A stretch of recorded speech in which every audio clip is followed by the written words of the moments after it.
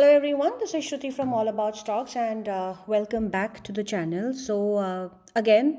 As every day हम discuss करेंगे about Nifty and bank Nifty कि हमारी फर्दर क्या पॉसिबिलिटीज़ हैं बैंक निफ्टी में and also about a few stocks जो स्टॉक्स हमारा आने वाले टाइम में अच्छा कर सकते हैं. But before I begin this video, in case अगर आप चैनल पे नए हैं तो आप चैनल को सब्सक्राइब करना ना भूलें and most importantly don't forget to turn on your notifications.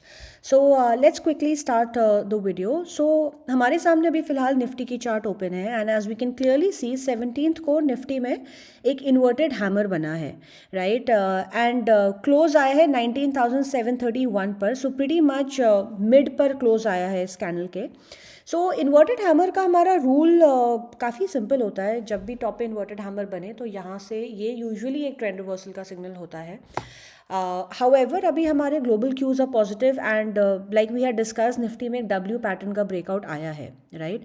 However हम इस पर्टिकुलर सिग्नल को इग्नोर नहीं करेंगे. सो हमारा इसमें अभी स्टांस बहुत क्लियर है दैट निफ्टी में अगर हमारी बाइंग बनती है सो ऑफकोर्स हम डे हाई के ऊपर बाइंग कर सकते हैं. 19,806 के ऊपर हम बाइंग कर सकते हैं.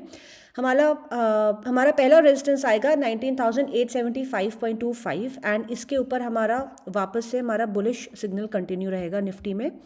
Then the next one would be, so let's say अगर निफ्टी ने 875 को ब्रीच नहीं करा then I would say that हम स्पेशली ट्रेड में लिया हुआ कोई भी कॉल या फ्यूचर को कैरी फॉरवर्ड नहीं करेंगे नेक्स्ट डे के लिए, राइट. आई मीन ये 875 ब्रीच होना बहुत ज़रूरी है, 875.25 ब्रीच होना बहुत ज़रूरी है. देन हमारा नेक्स्ट लेवल आएगा 20,050.65 एंड 20,195.35. सेलिंग हम डेलो के नीचे करेंगे 19,667.45 के नीचे करेंगे. सपोर्ट 1 आएगा 19,627, देन 19,579.65 एंड देन यहाँ पे गैप छूटा हुआ है 13th नवंबर को, तो इसका हाई हमारा सपोर्ट होगा 19,494.40.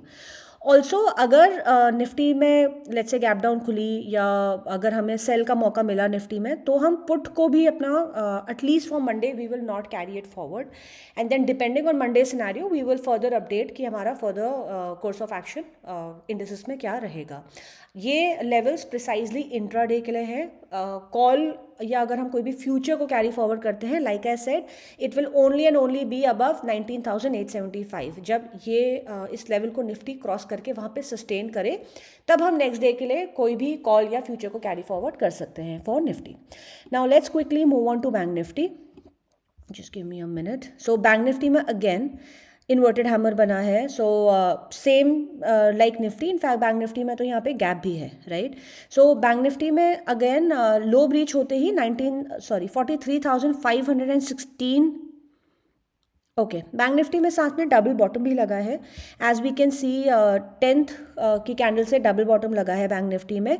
सो 10th का लो अगर ब्रीच होता है 43,504.95, हमारा सपोर्ट 1 आएगा 43,283.85, then 43,221 and 42,796.45 for bank Nifty. Bank Nifty में हम हाई कटने पर बाइंग करेंगे 43,869.70 कटने पर हम बाइंग करेंगे. आई नो यहाँ पे अप्रॉक्सीमेटली 300 पॉइंट्स हैं ऊपर, क्लोज से लेकर हाई तक approximately 280 points, but then that is the safe buying zone for bank Nifty. ये हाई ब्रीच करने पर हमारा पहला रेजिस्टेंस आएगा 44,064.15 बिकॉज यहाँ पे गैप छूटा हुआ है. सेकेंड रेजिस्टेंस आएगा 44,420.95 and then straight off 44,710.55. So I like to say one thing, हमारी फ़िलहाल फ्राइडे के कैंडल्स पर हमारा कोई एक एक प्रिसाइज स्टांस नहीं है मार्केट के लिए कि मार्केट यहाँ से ऊपर जाएगी या नीचे जाएगी, बिकॉज बुलिश सिग्नल्स भी हैं एंड बियरिश सिग्नल्स भी हैं. Because I know a lot of times we do say that कल मार्केट कंसोलिडेट करेगी या कल मार्केट ऊपर जाएगी. हमने अभी रिसेंटली ये बोला है एंड बिल्कुल 100% ये सही निकला भी है. However I am precisely talking about on Fridays candle कि बुलिश सिग्नल्स भी हैं मार्केट में और अगेन इन्वर्टेड हैमर बना है तो उसको हम इग्नोर नहीं कर सकते, right. So that is the reason अभी हमारा कोई प्रिसाइजली कोई स्टांस नहीं है मार्केट में कि कल मार्केट ऊपर जाएगी या नीचे जाएगी. ओके, सो इसलिए हम प्रिसाइजली लेवल्स पर ही काम करेंगे बिकॉज चार्ट्स इज समथिंग जिसको हम इग्नोर नहीं कर सकते, right. So chartically this is what the charts are telling us about both the indices. Now I'd like to talk about a few shares. The first share is CESC. Stock में structure काफ़ी अच्छा बना हुआ है। If you just look at it, यहाँ से ये stock bottom out हुआ, देन थोड़ा सा कंसोलिडेट करा, देन इसमें एक ब्रेकआउट देखने के लिए मिला, वापस इसने करेक्ट करा। सो अगेन ये स्टॉक अभी फ़िलहाल एक ब्रेकआउट के लिए रेडी हो रहा है। सो अगर इसमें कोई भी हमें डिप देखने के लिए मिलता है, हम इस स्टॉक को बाय कर सकते हैं। इसका CMP है हमारा 97.20। सो हमारा पहला टारगेट 99.45 ही रहेगा, which is day high, and we'll see a fresh breakout above 102.45। जैसे ही ये लेवल अचीव होता है, यहाँ पे एक फ्रेश ब्रेकआउट हमें देखने के लिए मिलेगा इस स्टॉक में। एंड देन उसके बाद हमारा इसमें नेक्स्ट टारगेट आएगा 103.89, देन 109.17 फॉर CESC। इसमें अगर हम स्टॉप लॉस की बात करें तो स्टॉक में हमारा स्टॉप लॉस थोड़ा सा नीचे है। Just a minute, actually stock में स्टॉप लॉस नीचे ही है 82.30 पर। सो हम इस स्टॉक में क्वांटिटी एंड कैपिटल मैनेजमेंट करेंगे। हम 100% क्वांटिटी भी बाय ना करके 25% के हिसाब से हम एंट्री लेंगे। We have multiple times discussed about quantity and capital management, right? So this is what is required. Now the next stock is India bulls Housing. ये स्टॉक थोड़े से लॉन्ग टर्म के लिए है। I am so sorry about my internet, there's something really wrong. So okay, just a minute. Okay, low battery, no worries. So let's come to India Bulls Housing later on. Let's come back to this. The next stock is Titagarh Wagon. इसका नाम change हुआ है, just give me a minute. Yes. So as we can see that इस stock ने 16.5% का upside, actually 18% का upside दिया था फ्राइडे को टीटागढ़ रेल सिस्टम। सो इस स्टॉक को आई रिमेंबर, इसको हमने 300 रुपीज़ से बाइंग करी है स्टॉक पर, एंड ये स्टॉक काफ़ी अच्छा मूव इसमें ऑलरेडी आ चुका है। सो कोई भी अगर हमें डिप देखने के लिए मिलता है, हम इस स्टॉक को डेफिनेटली बाय कर सकते हैं। हमारा इसका पहला टारगेट लाइफ टाइम हाई ही रहेगा, विच इज़ 995। देन इसका next target straight of 1100 rupees है for Titagarh wagon. So any dip on this stock is a buy. Again इस स्टॉक में हमें क्वांटिटी एंड कैपिटल मैनेजमेंट करना बहुत ज़रूरी है, बिकॉज ये काफ़ी बढ़ गया है। हो सकता है यहाँ से करेक्ट भी करे, but you know there are very good news around this order, lot of them. I urge कि आप उनको रीड करें, good order book and lot of other things. So but अगर कोई भी डिप आता है तो ये स्टॉक हमारा बाय बनता है at every dip. The next stock I'd like to talk about is Nykaa. So disclaimer, when I talk about Nykaa, ये स्टॉक अभी फ़िलहाल एज पर द चार्ट्स ये स्टॉक डिसेंट लग रहा है। आई personally do not recommend this share for long term portfolio. Personally I do not recommend it, and उसका reason सिर्फ और सिर्फ उसके फाइनेंशियल्स हैं। सो ट्रेडिंग के लिए आई रिपीट, ये स्टॉक सिर्फ और सिर्फ ट्रेडिंग के लिए है। प्लीज़ ऐसा ना करें दैट यू नो स्टॉक हम अभी बाय कर लें, देन हम सोचें कि हम इसको साल भर लेके बैठे। This is not one such stock, even though ये काफ़ी लो प्राइस पर हमको बाइंग के लिए मिल रहा है, but I personally would not suggest it, and I personally would not even buy it in my portfolio for long term. Trading के लिए yes, ट्रेडिंग के लिए जो भी स्टॉक एनी XYZ स्टॉक अगर हमें चार्ट्स पे अच्छा दिखता है तो ट्रेडिंग के लिए कोई भी स्टॉक हमारा बाय बनता है।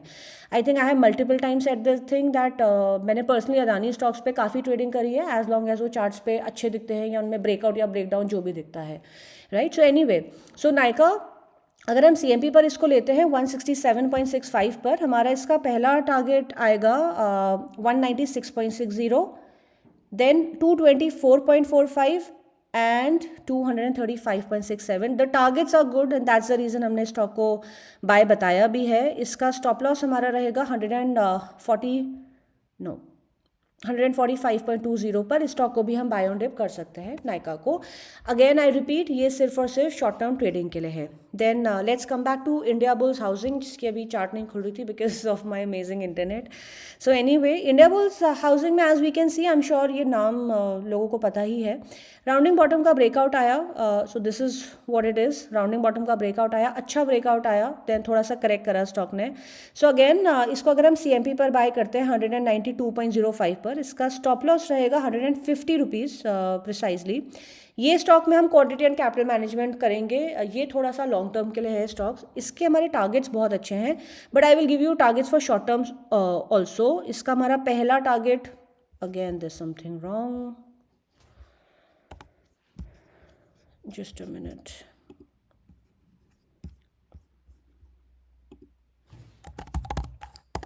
Just give me a minute please. I'll quickly open this again, because ये स्टॉक का हमें अभी फ़िलहाल ये अच्छे प्राइस पर मिल रहा है, तो I don't want to skip this stock at any cost. Long term में भी इफ़ यू कैन सी इसमें डब्ल्यू पैटर्न का ब्रेकआउट आया है. एनीवे, सो अगर हम इसको सीएमपी पर बाय करते हैं, इसका पहला टारगेट 196.85 रहेगा. Second target is 207.70. ये किसी की अगर this is for short term trading if anybody wants to, but long term के इसके टारगेट्स बहुत अच्छे हैं. 279 is the next target straight off. Then इसका टारगेट आएगा 297.80. देन 313 पॉइंट कितना है ये 70. एंड आइडियली यहाँ से इसमें टारगेट्स इसके और काफ़ी बड़े टारगेट्स हैं 376.70. सो आई प्रिसाइजली फील जहाँ से स्टॉक में ब्रेक डाउन देखने के लिए मिला था, आई प्रिसाइजली फील ये स्टॉक उस लेवल को टच करेगा, राइट. सो ये स्टॉक हमारा बाय ऑन एवरी डिप रहेगा. इसका हमारा टारगेट थोड़ा सा लंबा है, एटलीस्ट 6 मंथ्स का टारगेट है. And as and when the targets are achieved या इसमें कुछ अगर और मूवमेंट होती है, we will keep on revising that. So that is all for today. Thank you so much for watching the video. And just in case अगर आपको videos पसंद आती हैं, you think that our levels are helping you, हमारी knowledge and हमारी research अच्छी है, so do give us a thumbs up by liking the video and also by sharing the videos. I think that's very important. Specially अगर कोई अच्छा content हमें मिलता है यूट्यूब पे, इट्स वेरी इंपॉर्टेंट दैट हम उसको अपने फ्रेंड्स के साथ शेयर करें, एंड सो दैट वो लोग भी इससे बेनिफिट हो सके. So I personally do that because like I said, I do follow a lot of news channels जहाँ से अपडेट्स मिलती हैं. I also personally do that.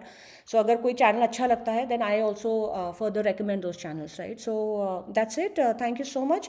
Any questions, feel free to drop me a comment and I'll be more than happy to reply, and very happy trading day tomorrow. Bye bye.